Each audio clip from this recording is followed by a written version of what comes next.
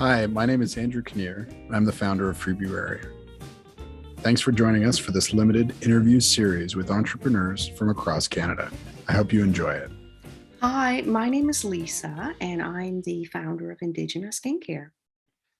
It's a pleasure to have you here with us today. Thank you for joining this Freebruary video series. Tell me a bit about your products. So back in 2009, I started Indigena with the help of Memorial University and National Research Council. We researched the botanical antioxidant properties of Newfoundland plants, in particular on the Avalon Peninsula. And we found that they had an exponential ability um, in antioxidants when they're combined specific formulas. So we did these extract blends, and then we spent a couple of years doing research and development and coming up with the formulas with the help of scientists to launch Indigena. And in 2011, we incorporated, and in 2012 we got our website going. That's amazing. And so these botanicals and extracts that you're taking from where you live, your community, you're putting those into products, and where can people get these products now? You mentioned your website. Where are Yes, you so selling all over? we hope to be very soon. So we just got chosen actually by the Trade Commissioner's office to be launched on a buyer's website called Range Me, one of 10 Canadian companies to be chosen. So we're stoked about that. Mhm. So in Canada right now, mostly we are in grocery, in brick and mortar stores, in Sobeys and Coleman's and Belbin's in the Atlantic. And we're in a lot of different, like, random boutiques. We actually supply the Fogo Island Inn with their amenities and the Battle Harbor Historic Trust. So we've sort of got our fingers in a lot of little pies. Amazing.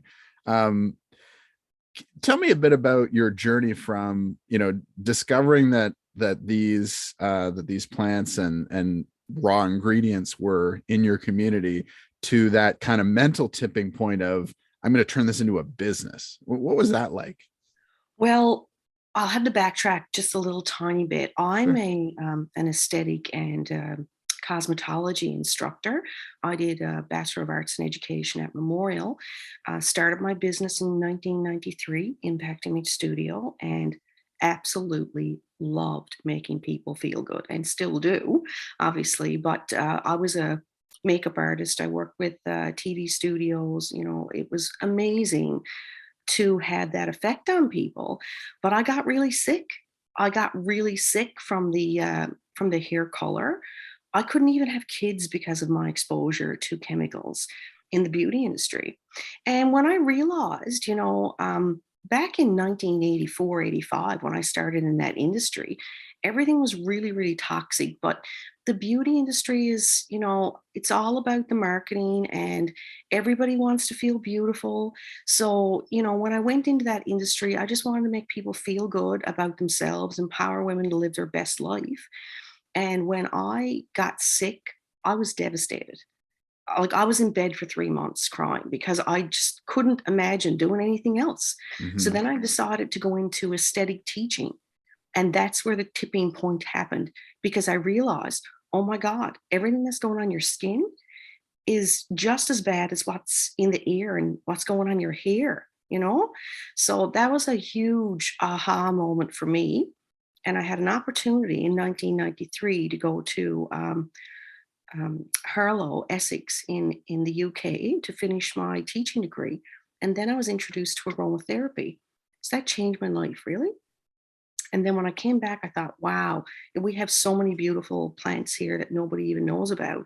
And Hmm. they are so strong because they have such a short growing season, that there must be something amazing in these plants to help your skin because they're so good to eat.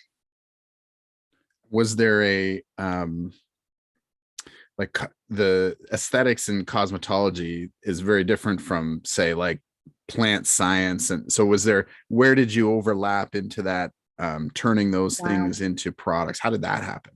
Well, I've always been making products, for myself in the industry. I started out with my grandmother and my aunt, who I'm named after, Sheila, and I had an opportunity to live with my grandmother and my aunt at a very young age, and was exposed to how they made tinctures, and Oh, how they okay. really did a lot of really simple things, but that were so lovely. You made your own perfumes, so that really was always there. And I grew up in a very small community and basically spent all my, childhood years outdoors as much as possible, running through the land wash and being on the barrens and picking berries. And that is just in the DNA of Newfoundlanders and Labradorians. So you know how good it is. You're just brought up with it. So I mean, through university, I spent a lot of time doing research myself, in environmental science, and that's like where I should have really gone with my career back when I was 18. But it's been a self-taught journey. I mean, Mhm. if you are passionate enough and you want to do something like this, um, you can always hire people. You can hire the expertise to help you. We went to Memorial University's botanical garden. I love the garden. I sort of had that in my back pocket as well. And Todd Boland and his team there, they helped me find 37 botanicals that are the core, bottom of the brand, and that's where everything grew from. Those 37 botanicals when we did the research. That was the first research project. Yeah, I mean, that's just in itself, that's amazing. And then layer onto that, turning that knowledge into products and then those products into a business. That's amazing. That's really impressive to hear. Tell me a bit about the brand. So Indigena, that's how you say it properly? Yes, it is. And where did you come up with that, and what does it mean? What is there a history to it? So, Indigena comes from really indigenous botanicals. Okay. So, I was trying to find a name that linked us to the land, and because we have such a strong connection to the land in this province, Mhm. my whole life has been out on the land.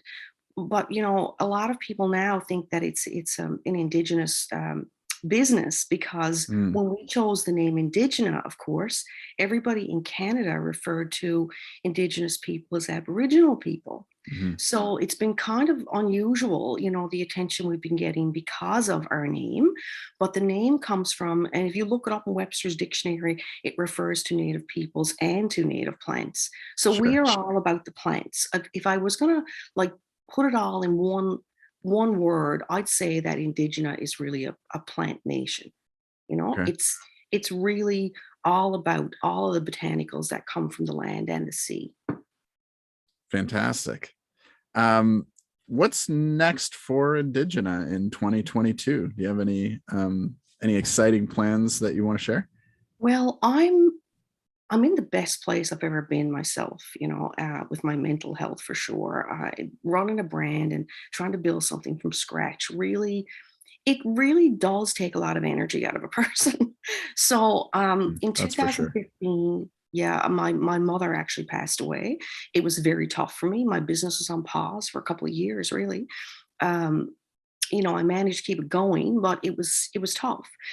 So then I turned it to, I want to do more things within my community. So right now, my husband and I are working on having a little Instagrammable showroom that we can use on for digital, Mhm. making my space much more pretty. That makes me happy. Bringing more botanicals inside, just having fun with it. I mean, there's things that you can be doing with the business all the time. I mean, we are scaling. Our scale is much slower than, for example, a brand out of Toronto or Montreal, because there's no manufacturing facilities here of that size. Everything that we've built on our own, Mhm. and that's really special to me. And we really haven't given up the handmade love of it all, by outsourcing things. Mind you, it would be much easier to outsource things as we grow, but the commitment we've made to our community, and to build a strong business here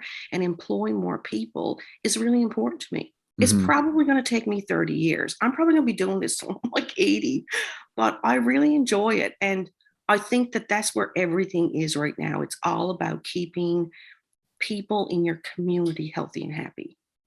Amazing. I forgot to ask you this at the beginning, but where are you physically? Like, are you, what town do you actually live Oh, wow. You're going to in have to Newfoundland Google it. and It's Labrador?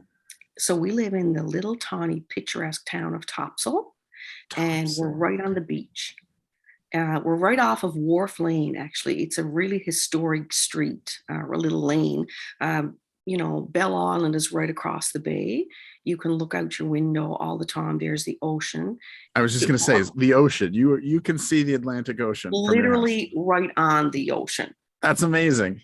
It's the best, like, something that is the richness of this place. I mean, I could not be anywhere without the ocean. I just love it. That's fantastic. It's been an absolute pleasure chatting with you. Is there anything that we missed that you want to share, and then we'll get that in? Yes. So I was really impressed with this Freebruary. I can't even say it really. It tangles up on my tongue, but it's so cute. And I just think that you guys going out of your way to bring Canadian makers, big and small, together and to promote Canadian made is so important right now. And I just want to thank you for, exposing more Canadians to our product. It just warms my heart. Thanks so much, Andrew. Well, you're welcome, and thank you for being a part of it. At the end of the day, we want all of our businesses to do well, and but it's really kind to hear, and it fills my bucket when people Oh my are God. Well, happy that it's working out.